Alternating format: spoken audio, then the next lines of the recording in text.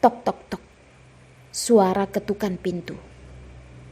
Cindy tahu jika Dion lagi marah, dia tidak mungkin kembali. Masuk. Cindy masih bersikap baik dengan pelayan di villa ini. Yang masuk adalah pengurus villa yang bernama Bik Sari. Dia mengambil sebuah nampan. Di dalamnya ada segelas air.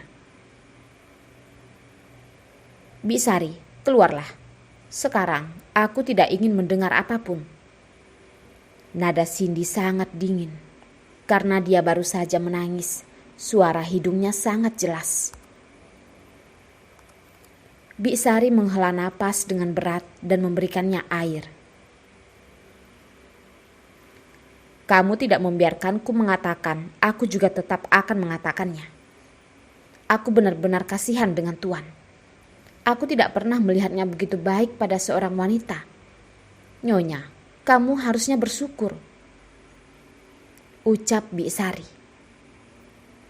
Walaupun tidak tahu apa yang terjadi antara mereka, namun sebagai orang yang sudah berpengalaman, dia melihat dengan jelas jika mereka saling menyukai.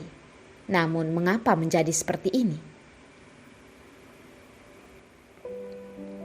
Aku hanyalah mainannya saja. Dia hanya belum puas memainkanku. Ucapan Cindy dapat membuat orang merasakan kesakitannya. Cindy, kamu tidak peduli. Mengapa kamu begitu bodoh? Dia sudah menyakitimu. Cindy berpikir dalam hati. Kalau bukan benar-benar menyukainya, tadi Tuan juga tidak akan melukai dirinya sendiri dan tidak melukaimu. Bik Sari dengan sabar menjelaskan. Terhadap masalah mereka, Bik Sari sangat tergesa melihatnya. Cindy yang sedang minum air pun terhenti sejenak. Dia tidak mengatakan apapun dan berjalan ke ranjang lalu berkata,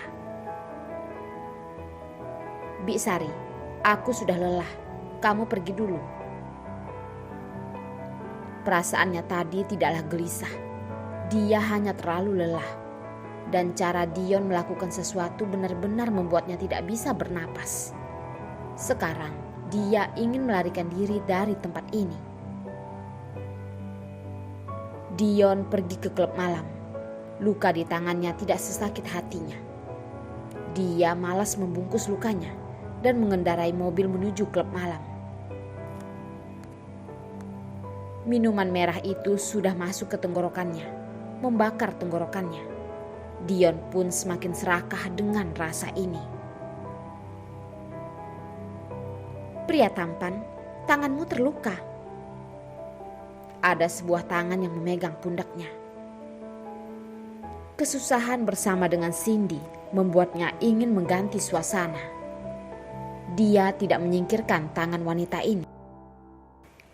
Wanita ini terlihat lembut. Dia terlihat tersenyum. Dan dandanannya sangat cantik. Aroma di tubuhnya juga tidak terlalu berat. Terlihat sangat elegan. Ini bukanlah wanita biasa di klub malam. Dia adalah wanita yang sangat menggoda. Dia mengambil kain kasa dan anggur merah dengan lembut mengobati luka Dion. Gerakannya sangat lembut. Tiba-tiba dia berpikir di saat pertama kali dia bertemu dengan Cindy, wanita itu seperti kucing, membawa cakar dan melukainya dengan pisau lalu merayunya. Jenny, mengapa kamu bisa di sini?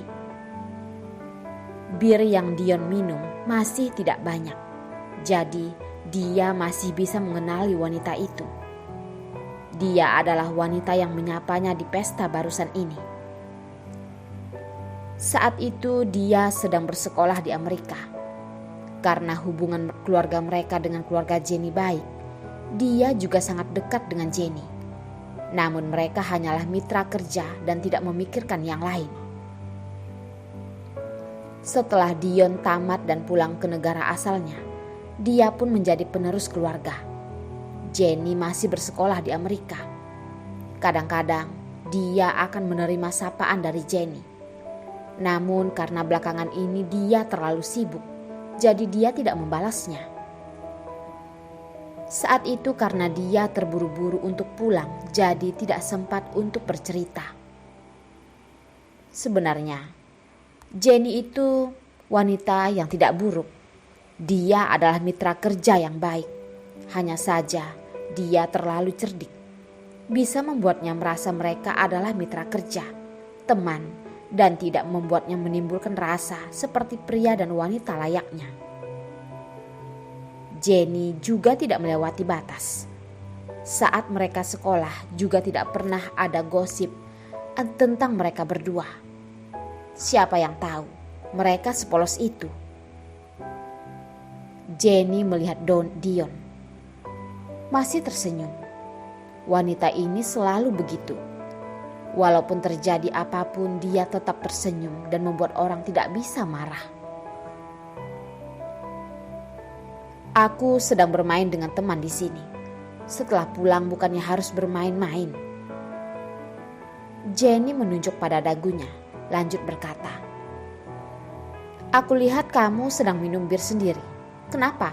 Ada masalah?" Mereka berdua dulunya adalah mitra dan tidak banyak berhubungan. Ini adalah pertama kalinya. Dion melihat teman lamanya hanya minum bir dan menggelengkan kepala, mengayunkan tangan. Aku tidak bisa mengatakan dengan jelas, hanya saja merasa wanita sangat susah ditebak. Dion terpikir masalah yang membuatnya sedih. Dia pun langsung meneguk bir. Jenny yang mendengar kata wanita seketika pun mengingat Cindy. Namun dia bukanlah Cindy yang bodoh. Masalah apapun ditunjukkan dengan jelas di wajahnya. Jadi, walaupun dia tidak senang, Jenny tetap tersenyum. Masih ada yang membuat pria tampan ini sedih ya? Jenny juga meneguk birnya. Aku pikir perasaan prialah yang susah ditebak. Jenny terlihat kuat di mata Dion. Namun, melihat dia yang meneguk bir terus-menerus pun menggantikannya dengan jus mangga, dia pun berkata, "Kamu itu seorang wanita, lebih baik tidak mabuk di luar rumah. Jika ada yang menginginkanmu, kamu tidak bisa lari lagi." Daya tahan Jenny sangatlah buruk. Hanya satu gelas membuat wajahnya merah. "Bukankah masih ada kamu?" Tidak mendengar Dion dan terus minum. "Jika pria disukai olehmu, pasti sangat bangga. Kenapa? Ada yang melukaimu?" Dion bertanya, tanpa maksud untuk memperdulikannya. "Ya, sekarang dia masih belum tahu," ucap Jenny meneguk birnya lagi. "Sudah, kamu jangan minum lagi. Tidak baik." Dion melihatnya yang tidak berhenti pun menahannya. Siapa tahu siapa temannya itu. Bagaimanapun dia adalah adik kelasnya. Dan mereka juga mitra kerja. Mana mungkin dia tidak memperdulikan keamanannya.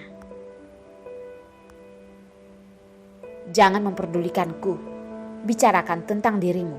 Kamu kenapa?" ucap Jenny. Dion juga tidak berhak untuk menahannya. Dia adalah orang dewasa. Dia mengetahui apa yang sedang dia lakukan. "Aku bilang, mengapa aku hanya bisa bersama dengan orang yang aku cintai, namun begitu sulit." Dion berkata dan meneguk bir lagi. "Aku juga merasa begitu." Jenny tanpa basa-basi dan juga meneguk segelas bir. Karena harus melindungi Jenny pulang, jadi Dion tidak berani minum. Hanya minum sedikit-sedikit. Padahal dia ingin minum sendirian. Siapa tahu Jenny yang malah minum banyak, membuat Dion tidak tahu harus bagaimana.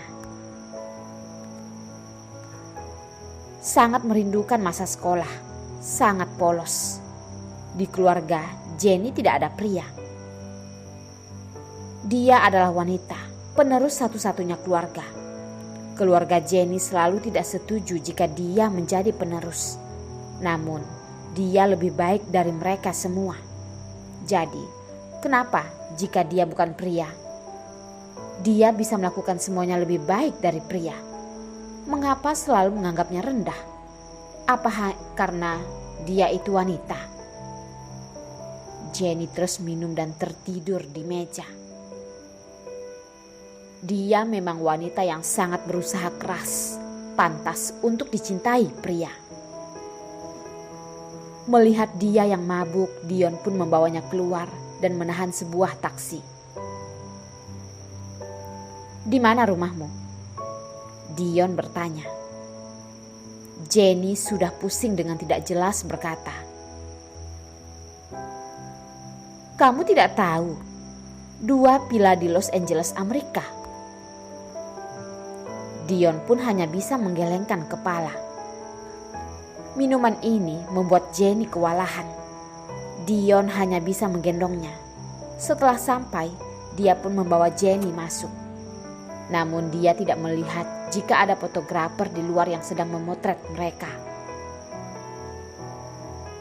"Beristirahatlah dengan baik. Aku pergi dulu." Dion meletakkan Jenny di ranjang dan pergi. "Jangan pergi." Jenny tiba-tiba menahan Dion. "Kamu tidurlah." Dion menyingkirkan tangannya. Jenny tiba-tiba berdiri dan menopang pada ujung kakinya dan mencium leher Dion. "Aku menyukaimu. Aku sudah menyukaimu saat kamu di Amerika." Dion pun terkejut. Ternyata orang yang Namun dia sudah memiliki Cindy. Dion pun mendorong Jenny. "Kamu akan menemui pria yang lebih baik daripadaku. Aku tidak pantas." Dion pun meninggalkan kamar itu. Dia tidak menyadari kemeja putihnya ada bekas lipstik. Dia tidak sadar bahwa Jenny yang mabuk. Setelah dia pergi pun sadar. "Dion, kamu memandang rendah diriku." Suaranya masih begitu lembut. Kelembutannya membuat bulu kuduk orang berdiri.